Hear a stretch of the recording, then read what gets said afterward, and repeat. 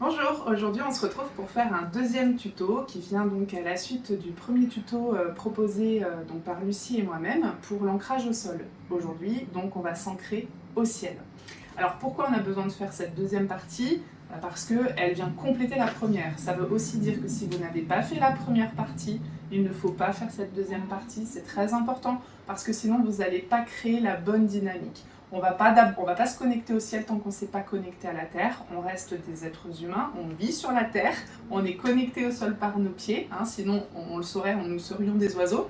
Donc pensez bien à faire le premier tuto et bien sûr vous pouvez tout de suite enchaîner avec le deuxième si vous vous sentez à l'aise. Si vous n'avez pas réussi à faire le premier exercice correctement, laissez le deuxième tuto de côté, vous y reviendrez quand vous vous sentirez plus à l'aise avec la première technique.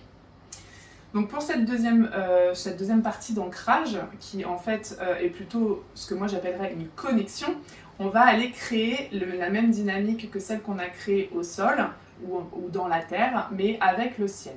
Donc toujours pareil, lorsque je vais faire cet exercice, je vais utiliser moi la respiration, c'est ce qui m'aide en fait à visualiser et à activer l'énergie.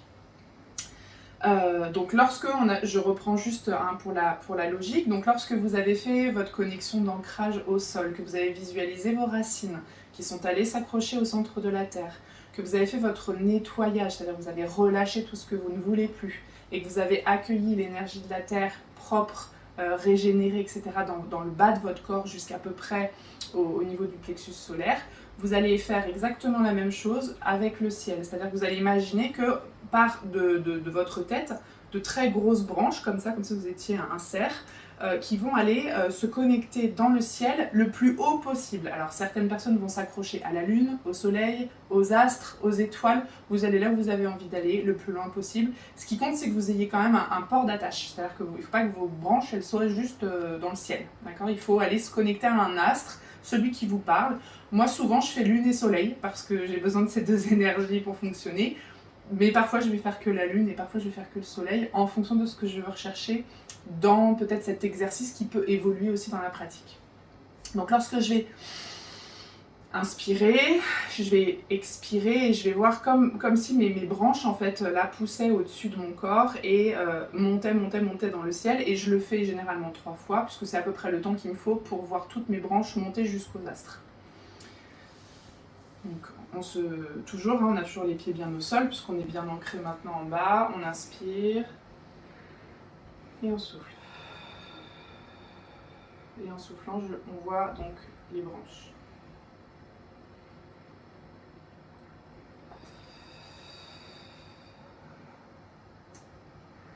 Mon chat qui vient à côté, c'est parce qu'il aime bien quand je fais cet exercice. Alors, je trouve ça sympa, il prend un peu d'énergie au passage.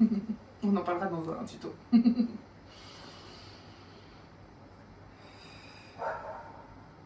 Voilà, alors généralement cet exercice-là, en tout cas pour ma part, il est beaucoup plus rapide. Mes branches partent très très vite parce que je suis quelqu'un d'assez connecté, je suis balance, je suis un signe d'air. Donc c'est pas un problème pour moi de me connecter là-haut, j'ai beaucoup plus de mal à m'ancrer. Il y a des personnes qui vont ressentir plutôt quelque chose de différent. D'ailleurs Lucie nous en parlera peut-être. Elle est taureau et je pense que son ancrage est plus simple pour elle, peut-être dans un premier temps, que la connexion en haut, en tout cas dans les débuts, parce qu'évidemment tout ça, ça évolue et notre pratique aujourd'hui, elle est quand même assez harmonieuse. Mais voilà, ça serait intéressant que vous nous disiez vous aussi d'ailleurs, qu'est-ce qui a été le plus facile pour vous. Donc une fois que j'ai développé toutes ces branches là qui sont allées s'accrocher aux astres comme à la Terre, donc j'ai enroulé ces branches autour de la Lune et du Soleil, je vais faire le même exercice de nettoyage, c'est-à-dire par l'expiration, renvoyer au ciel tout ce qui ne m'appartient plus, tout ce que je ne veux plus dans ma vie.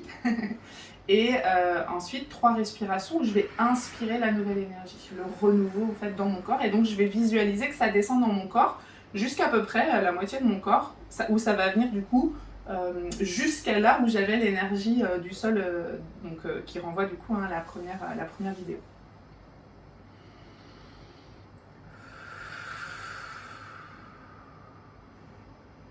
Donc là, ça nettoie, on renvoie. Tristesse, colère, fatigue, tracas, maux de tête aussi, ou douleur corporelle, ça peut marcher. Tension dans la colonne vertébrale, dans dans les cervicales, tout ce qui va se passer en haut du corps en fait. Hein. Vous pouvez vraiment visualiser que tout ça, ça s'en va. Et puis une fois que ça c'est parti, ou en tout cas que vous avez fait vous avez mis l'intention que ce soit parti, vous allez inspirer.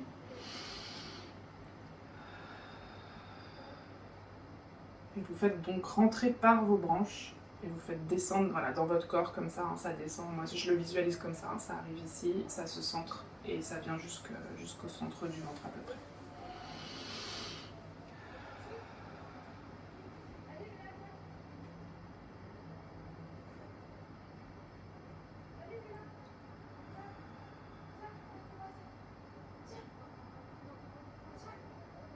Alors ça c'est le signe que c'est en train de s'harmoniser pour moi, donc lorsque je suis en travail énergétique, je peux bâiller, ça peut vous arriver aussi. Tout d'un coup là c'est qu'il y a quelque chose qui se passe dans le corps, il y a une réaction corporelle, donc souvent c'est simplement que ce que vous venez de faire ça a fonctionné. Si vous bâillez pas, ça veut dire que ça n'a pas fonctionné pour autant, hein, ça n'a rien pas. Donc là maintenant on a bien l'énergie du sol qui est remontée, enfin l'énergie de la terre qui est remontée dans notre corps, on a l'énergie du ciel qui est descendue dans notre corps. Et globalement, il y aura quand même un tout petit travail d'harmonisation que moi je vous invite à faire, qu'on fera peut-être dans un troisième tuto pour vous expliquer aussi le pourquoi c'est important d'unifier. Et pareil, il peut y avoir deux lectures, il y a des lectures verticales et il y a des lectures plutôt circulaires. Peu importe que vous ressentiez l'un ou l'autre, ce qui compte encore une fois, c'est que vous trouviez ce qui est juste pour vous. Mettez-vous à l'écoute du corps quelques secondes quand vous avez terminé cet exercice, c'est-à-dire juste on se pose, on garde les yeux fermés, on reprend une respiration normale et on observe ce qui se passe. Normalement, vous devriez vraiment sentir une différence de ressenti corporel, aussi de votre état mental qui normalement s'est posé, et vous devriez aussi sentir une sorte de dynamisation de votre corps. C'est-à-dire s'il y avait de la fatigue, vous devriez ressentir un regain d'énergie, s'il y avait de la colère, ça crée sans doute un apaisement. Enfin voilà, observez ça chez vous. Et encore une fois, c'est progressif. Plus vous allez faire l'exercice et plus vous allez en retrouver des bénéfices pour vous. Et ça, c'est vraiment la base de tout exercice énergétique, de tout travail, tout ce qu'on va faire après. Il faut d'abord toujours passer par ces deux étapes, ancrage au sol, ancrage au ciel, harmonisation. Et après, on peut commencer à travailler sur plein d'autres choses. Voilà, j'espère que ça vous a plu. Merci de nous dire en commentaire comment vous avez vécu l'exercice et puis de comparer aussi avec l'exercice proposé par Lucie qui lui est debout, de manière à voir qu'est-ce qui vous correspond le plus et surtout, n'oubliez pas de pratiquer le plus souvent possible. À très bientôt!